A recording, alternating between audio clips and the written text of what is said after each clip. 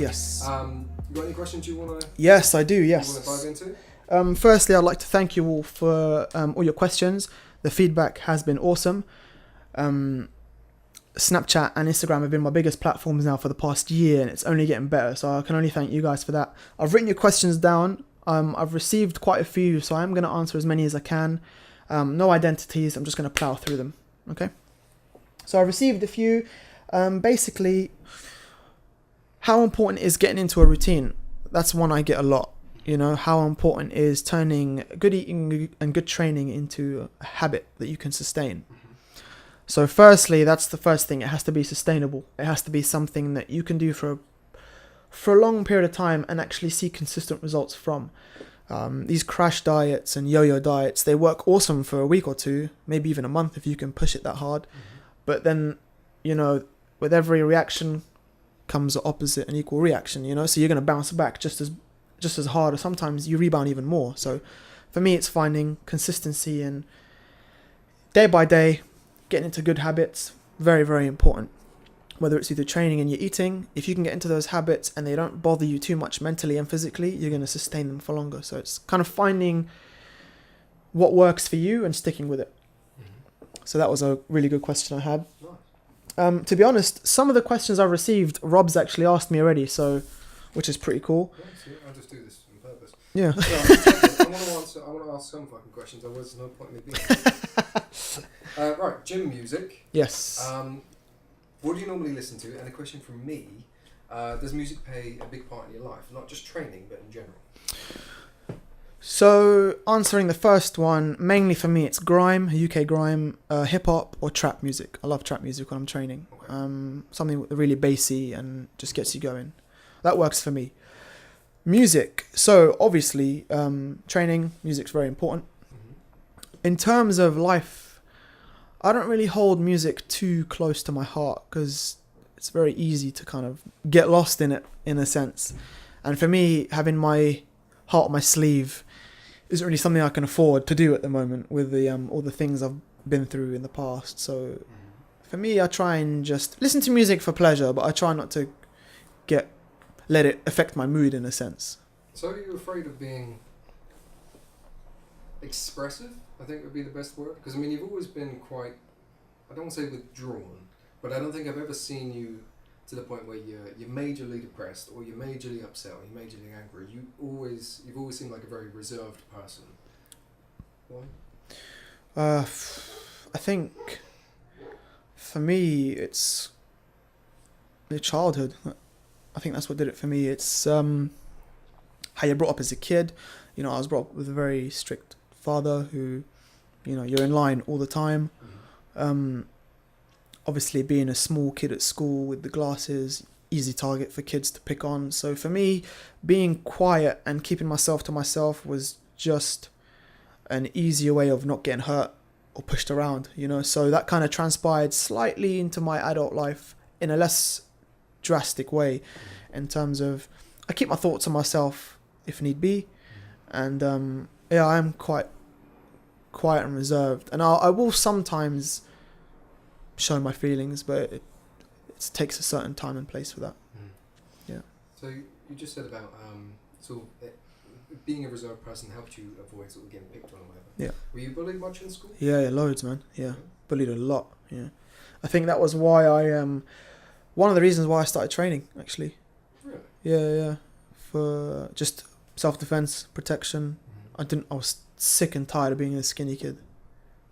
So that, yeah, being bullied. I got bullied for about, I think, all the way through secondary school, if I'm not going to lie to you. I think, actually, year 11, they laid off me a little bit.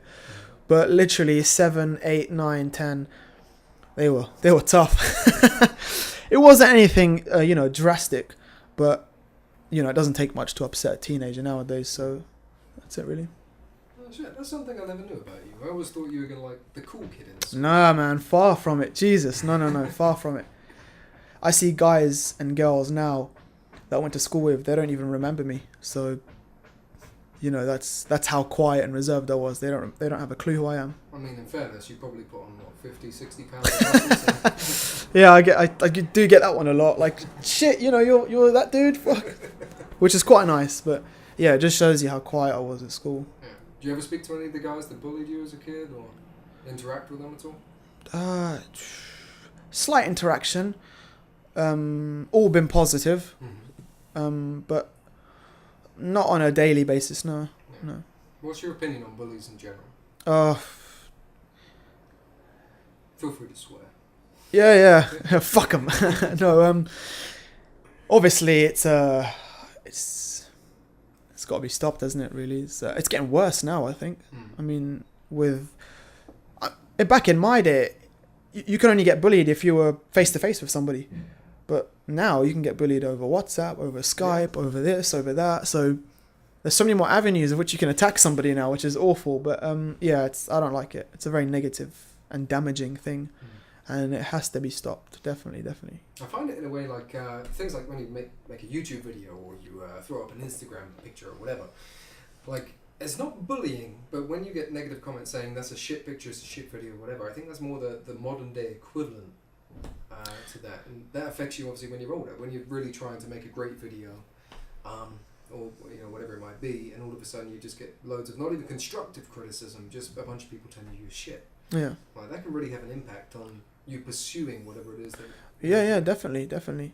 Yeah, I agree with you there. And it also impacts your confidence big time. Yeah. Because for you, and you would relate to this as well, you put a lot of pride into what you're doing, and you uploading a picture, let's say, that's you saying, okay, here's what I've created, and I think it's good enough for me to share with you guys. That's you opening yourself up to the world, whether it's Snapchat, Instagram, whatever your chosen platform may be. It's you saying, here's what I do, this is for your enjoyment, have a look. So when people come back at you negatively, which doesn't help you or them, unless it's constructive, it doesn't help either of you. Yeah, it could really damage someone's confidence in their own craft, I believe. Yeah. Okay, well, now we've gone through all the deep shit. Probably jump back into a couple more deep questions later on. Yeah. The fuck is this? Okay, so that, you bring it into shot if you like. I don't know if people can actually see that. I think it's hard to miss, to be honest with you. Okay, guys, so this... Yeah, put it in the center. There you go. Oh, sorry. It's bigger than me. Yeah. So this, guys, is a 6-pack bag. At the risk of being sued by this company, this is free advertising for you guys, so please leave me alone. I've had this bag for 2 years now, and I live out of this bag. It's basically storage compartment for your meals, keeps them cold, fits up to 3 meals, and then everything else goes in here. My gym kit, my protein shaker, that blue thing over there. All my kit goes in here. So yeah, it's an awesome thing to live out of, and you guys should endorse me and send me a free one of these after this. The reason I pointed this out is because do you actually carry this everywhere you go? Yeah, everywhere I go. I've carried it everywhere I've been for the last 2 years. Yeah. Except obviously on holiday. I don't know there's no way obviously I can show you guys, but this is heavy as fuck. Yeah. I don't think you need to hit the gym anymore, mate. No, yeah. So what have you got in here at the moment? So this is all, anybody who wants to get into bodybuilding, fitness training, etc. Yeah. I'm guessing this is the kind of thing you want to look at if you're counting macros. Yeah, so if you're counting macros, if you're preparing for a show, even if you're just trying to keep on top of your food, you meal prep and whatnot. I get a lot of guys that say, guys and girls that say, I haven't got the time, If you make time to cook, this is the way you just store your food. So it's a cool little compartment. I've got some food in here now. Got ice packs, food goes in here, and it's basically just a good storage compartment for all your food and all your daily needs if you're heavy on your training and your nutrition. So yeah, 6-pack bag. If you ain't got one, get yourself one. They're about £95 just for this 3 ml one, and they do get a bit more. Yeah, they're very expensive. But at the risk of losing my endorsement, there are cheaper versions of this thing, just without the 6-pack brand. So yeah, I think it's pretty cool. Yeah. It's sweet. I wouldn't pay £100, but then again, I did pay £100 for a pencil. So. For a pencil. Alright, so there's your bag. Yeah. I want to jump onto fitness for a little bit. Cool. I kind of wanted this podcast interview to be focused on you personally, your intimate life. Yeah. But just to skim over things. Fitness. What other things can people do to help themselves? As in, any apps they can download? How can they force themselves into gyms? Generic questions like that. Just give me a summary of all of them. Okay, so in terms of apps, there are a ton of apps out. There's almost no need for personal trainers anymore. That's how much access people have now to fitness knowledge, be it nutrition or exercise. Mm-hmm. There are so many apps out there that will give you a workout routine, demonstrate the certain exercises you have to do, tell you what foods you have to eat. They're all trying to put you at the job, really. Yeah, pretty much. They've done a brilliant job of it. But yeah, so there's tons of apps out there for exercising, and there's tons of apps out there for tracking your nutrition. This is a question I've had 1,000 times. What do I use? For me, it's MyFitnessPal. It has to be said. I used to write all my stuff down on paper, and the notepads kept falling apart. You'd lose it would get wet, etc., etc. So having it digitally on your phone is just so much easier. So I use MyFitnessPal for food tracking. But for exercises, I don't use any apps, but there are loads out there for people. So just get on the App Store and search up. There's tons, free as well, so it's at no expense. Yeah. Nice. So sticking with fitness, simply put, do you ever get bored of training lazy fucks, such as myself? Because there's been numerous times in the past where I've asked you to train me, help me get to whatever point, and we did really well about 5 years ago. Yeah. But when people come to you and they say, Nibs, I'm fat, I'm lazy, whatever, I want to change, help me. So what's it like for you trying to help people that won't really help themselves? Does it get boring, monotonous? It does get... you know what? It gets stressful more than anything, not so much boring, because I'm a very persistent person. So if somebody tells me no, I'll keep at it. Yeah. But for me, it definitely does stress me out, because people often pay me for this service and then they don't give it their all. Yeah. So, I've been close sometimes to just say to people, look, here's your money, man. Just go. You're not serious about this. Just go. So it does get very stressful sometimes when people don't want to help themselves. Yeah. And don't forget they came to me in the first place, so it must have meant enough. Yeah. But yeah. Oh, damn, man. Well, I think we're pretty much running out of questions. Yeah. You guys have been really, really good with the questions for sure. I'll tell you what, there are a few that I was asked actually last minute before we did this podcast. Okay. 2 very important questions aimed more at women, which is pretty cool. Okay. One of which was metabolism. How to kind of reset a metabolism that's already been damaged, or speed a metabolism up that's really slow. I knew that one. Yeah. So, as you all know, metabolism speed is based on a few things. Your age, your metabolic rate, and this is based on, obviously, a lot of things. Your genes, your genetic placement. Yeah, absolutely. If your body type. I know what you mean. Yeah. How active you are, and how often you eat your meals. Now, there are certain ways you can speed it up, i.e. forms of cardio you can do, meal frequency, cheat days, etc., etc. But the main focus of this was resetting your metabolism, which is a lot of people need to do because they've spent years damaging it. So it's basically been an endless struggle to try and tell people to constantly have to reset their metabolisms, right? So it's essentially dieting down to nothing and then building it back up again slowly, and your metabolism adjusts with it. Okay. So this is why some of you girls out there, and I only say girls because it's women that have mostly asked me this question. Oh, I'm barely eating anything, but I'm not losing any weight. It's because your metabolism has adapted to surviving on whatever you're giving it. So that's why, like, numerous times when I've trained with you, you always say, like, you have to keep on eating. Yeah. Eat quite a bit, but just smaller meals. Exactly. Portion control, frequency. Mm-hmm. So you speed up metabolism, get it going faster and faster and faster, and you find your appetite will increase a bit more, but your composition is gonna change. Okay. Yeah. Oh, sweet. Well, that seems pretty simple.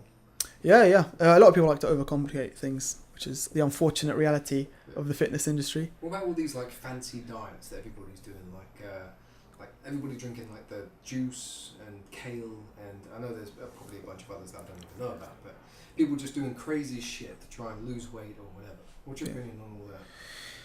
So, you know, you've got watermelon diet, you've got juicing, you've got keto, paleo. There's a million weird Spanish sounding names. Do you know what, man? If it works for you, then great, stick with it. But if it doesn't work for you, I mean, I get a lot of people that search, okay, I've tried this, it hasn't worked, let me try something else. Oh, let me try something else. Oh, let me not eat for 3 days. You know, these crash diets don't work. Like I said, with one of the questions in the previously, was find something sustainable that you can continue, because it's consistency where the results come in. You know, crash dieting for a week before going to the beach might work when you go to the beach, but when you come back, you might, you know, look the same or worse. You know, it's a very rare occasion where people go into these crash diets and come out the other side looking better. Or feeling better. Let's not forget, it's also a mental thing. So for me, it's finding something you can stick with physically and mentally. There's something that I want to talk to you about that sort of I've been guilty of in the past. Whenever I go to train, obviously I've got mental conditions like depression and all that kind of stuff. I'm not going to jump into all that, that's boring. But when you're stuck in that mindset of, I can't be fucked to get up, I can't be fucked to go to the gym, how do you force yourself to do that? To push past whatever is in your head telling you that you can't do it, or you just can't be bothered? Is there any tricks for that? Or is it just willpower? Do you know what, man? It's really weird you say that. I had this conversation with somebody a few days ago. They asked me the exact same question. For me, you wake up in the morning, right? You got to do your cardio. This is for me personally. The last thing you want to do is get out of bed, especially if it's early, if it's cold, etc., etc. I'm fortunate enough to have a treadmill at home, so I can't really find an excuse to skip it. But there are times when, as you say, can't be fucked.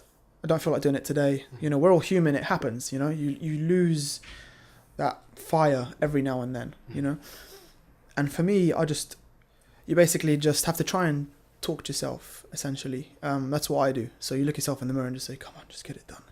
It'll be over soon. It'll be over soon," and then you do it and you realize, oh, it's actually not that bad, you know, once it's over. You know, things like cardio are really tedious as well. So it's just like, just get through it, it'll be okay. And I think that's where you need to have some form of willpower to be able to do that. Because a lot of people just say, oh, you know what, fuck this. But definitely some willpower is needed. Yeah. So, obviously, you have to force yourself to do it. I know you love what you do and you love bodybuilding and stuff like that. But it can't be an easy ride. Going to gym every day, destroying your body, etc. So do you feel like you have to force yourself into doing it as well, regardless of feeling depressed or? Do you know what, I don't see it as a chore. I do love it and I enjoy training a lot, which is why I've been able to do it for so long. It's more of a hobby for me. But you know, I'm only human. You do have those days where you don't really, you know, you can't really be fucked to train. So it's more about just getting yourself in there and doing the best you can on those days. And usually those are the sessions that turn out to be the best. You know, those days when you can't be bothered. You know, those are the days that count. Yeah. Nice. So what's your experience with, we spoke a little bit about this before, about feeling depressed and everything else. And you said, you know, you got to the point before where you kind of quit work in general. Yeah. And you're now in a position where you're just sort of focusing on yourself for a bit, but you want to start thinking about sort of transitioning into something else in the future. Yep. When you were at that place in your head where you were starting to get depressed, how did you force yourself out of that? Do you know what? It wasn't... It's a daily struggle at that point. It turns into, okay, let's take one day at a time. It's not so bad. Just go and do the things you have to do. Keep yourself busy. And day by day, it kind of just... Eventually, it faded. Luckily for me to say, you just... Yeah, take it each day as it comes. I tried not to stress too much about... about anything. Obviously, resigning from work was one thing I had to do. My health wasn't great, so competing had to stop. You know, I actually dropped out of a show in June So yeah, it is pretty much just trying to take it day by day, and kind of hope for it to fade. Mm-hmm. You know, if life wants to give you a break, it will eventually. So you just got to try and get through those storms. Mm-hmm. You know, without darkness, there is no light. So Nice. I like that. yeah. How were your parents when you were going through that? Like, were they supportive? I don't really go to. See, I don't really have that kind of relationship with my parents where I can go to them about anything. Mm-hmm. I go to my mum about advice with girls sometimes. That's it, really. Everything else I deal with on my own. That's the way it's been since I was a kid. You just kind of go through. You know, you get through it on your own, and you just try and use your own devices to get through any like setbacks or downfalls or anything like that. Do you think that's made you a stronger person, not having that like emotional support from your parents? Not that they've just dropped you in a bag. No, yeah. I think it has, because I'm able to rely on myself a lot, and I'm not so dependent on anybody else. Mm-hmm. In terms of like emotional, mental support, anything like that. Like I said, I'm blessed enough to be around people that understand. So I find myself going to them more than my parents, and they usually do the job just fine. So for me, I'm not just lucky to have those people. To be honest, those are the people that made me stronger. You know. Do you feel like sort of creating things, for me at least, like sitting down and editing a video or whatever for God knows how many hours, far too many. I feel like that makes me a better person, and it helps me deal with the shit that's going on in my own head. Do you get the same sort of thing from either being in front of the camera or just being in gym in general? Is it very cathartic? Yeah, very. For me, training is a brilliant stress reliever. Mm-hmm. It's when you can come in and shut the rest of the world off, and just focus on what you're doing, right now. Mm-hmm. And for me, that's kind of a new approach I've taken since being at such a low point, is to just, the only thing you can control is what's happening right now. Mm-hmm. So control it, that's the only thing you have to stress about. Mm-hmm. And that's what the gym offers me. It gives me that escapism Mm-hmm. to be able to just do what I love without anything going wrong. Mm-hmm. Same pleasure as what, a pianist gets, or a songwriter, or someone who's writing a book. Same thing. It's a chance to escape life's ugly realities and to kind of create your own. So yeah, I think it's very, very helpful. Yeah, big stress reliever. I really like that. So, coming out of the depression and sort of fighting your way through that, what's your approach on life following that? Where do you see yourself going? Your mindset, where's it all heading now that you've sort of gone past that block? Well, what have you learned from it? Oh, I learned loads, man. I've never really been depressed, and even then, I wouldn't call it depression, because that might offend people that have actually been depressed. For me, it was just a low point. And yeah, I learned a lot. I learned a lot about myself. I learned a lot about how much I was capable of dealing with in terms of stress, in terms of health problems, in terms of negative influences from external bullshit. And I learned the most valuable lesson for me to learn was to take each day as it comes, was to pretty much just live in the now, Rather than constantly thinking about the future. Yeah, or the past. Yeah. I mean, it rained yesterday. I'm going to sit here and cry. Why? It might rain tomorrow. Like, it's a shit analogy, but it's a simple one. Yeah. If I'm happy now and positive now, chances are tomorrow will be the same, and chances are the day after that will be the same. So it's just, for me, it's taking each day as it comes. Definitely helped big time. That's my biggest lesson. Yeah. Well, I think that's something everybody can take away. Like, I think. Hope so. Yeah. Even for me personally, I try to always focus on the future, and I'm definitely more for planning. Like, I love knowing. Me too. Yeah. Me too. I'm very anal. Same as you. Yeah. Sometimes you can get so wrapped up in that, and you can think, oh shit, okay, well next week I've got this and this and this, but I've got the competition next week. Like what you said, and then you're starting to just go crazy over that. Yeah, you kind of you lose yourself. Yeah. And you know what? In some cases, you lose the love for what you're doing as well, because it turns into a job or a chore. because of the amount of stress you put on yourself. Yeah. I find personally I'm way more productive when I just take each day as it comes. Don't worry about next week. Obviously you have plans, and we all, you know, people like me and you have to have some kind of order and routine in our lives, which is fine. But in terms of, oh, you know, am I ever going to be a success? Am I ever going to, you know, sign with a supplement company? Am I ever going to get my pro card? You know, why worry? Just work now to get to that point. Yeah. You know, that's, for me, that's such an easy way to look at it. And I've used that in my prep. I've used that in my training. You know, oh God, it's legs tomorrow. It's legs today. Let's go and get it done, you know? Porn. Wrong choice. Yeah. No, right choice. No. Stop it. Get down. You need to get gaudy. Gaudy, mate. Get down.